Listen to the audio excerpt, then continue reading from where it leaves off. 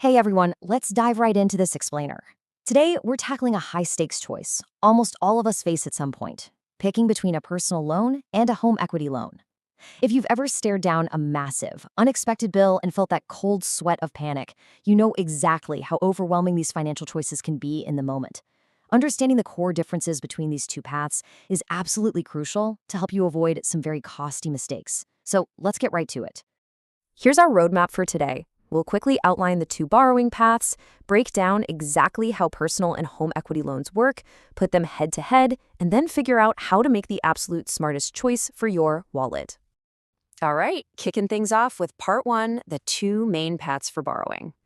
And diving right into the first of those paths for part two, understanding personal loans.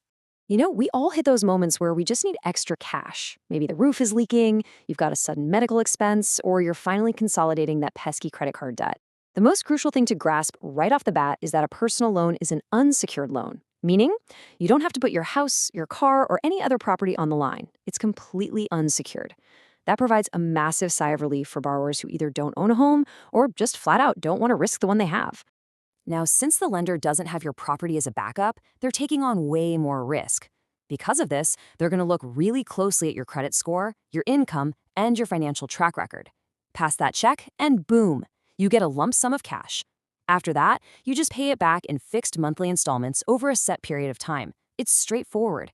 And that absolute predictability is honestly fantastic when you're trying to lock down a strict monthly household budget. But here is the real game changer with personal loans: speed. Because there's no waiting around for property appraisals or complicated collateral paperwork, lenders can often greenlight these applications in a matter of days. I mean, if your car's transmission blows out on Tuesday, you could realistically have the cash to fix it by Friday. It's built for true emergencies, surprise medical bills, or even time-sensitive stuff like a wedding. It's fast cash right when you need it most. Moving right along to part three, understanding home equity loans. Okay, so this flips the script entirely. A home equity loan is a secured loan. It is backed by your actual house. It relies completely on the equity you've built up, which is simply the difference between what your home is worth on the market today and what you still owe the bank on your mortgage. Essentially, you are unlocking the invisible wealth sitting right there inside your walls and turning it into liquid cash. Now, you might be wondering, why on earth would I tie my house to a loan? Well, the massive payoff here is the interest rate. Since your home is serving as collateral, the lender's risk drops like a rock, and they pass those savings right onto you with significantly lower interest rates compared to personal loans. If you're borrowing a big chunk of change, that lower rate isn't just nice to have. It can quite literally save you thousands of dollars over the life of the loan. It's an incredibly powerful financial lever if you use it correctly. But let's pump the brakes for a second, because we really have to acknowledge the elephant in the room. If you fall behind on those payments, the lender can start foreclosure proceedings. Yep, your home is literally on the line. Those sweet, low interest rates come with a very real, stark possibility of losing your roof if life throws you a curveball and you default. It's a high stakes guarantee, which is exactly why this isn't a decision you jump into lightly. All right, let's put them in the ring together for part four, the head-to-head comparison. First up, borrowing limits. Personal loans usually cap out at lower amounts because, remember, the lender is basically running on blind trust in your credit score alone. On the flip side, home equity loans typically let you borrow significantly more, assuming you've got the equity sitting there, of course. So if you're planning something massive, like a full-blown kitchen gut renovation instead of just patching a leaky pipe, home equity is often the only viable route to get that level of funding. Then we have the classic showdown: speed versus savings. This brilliant dynamic pretty much defines the whole debate.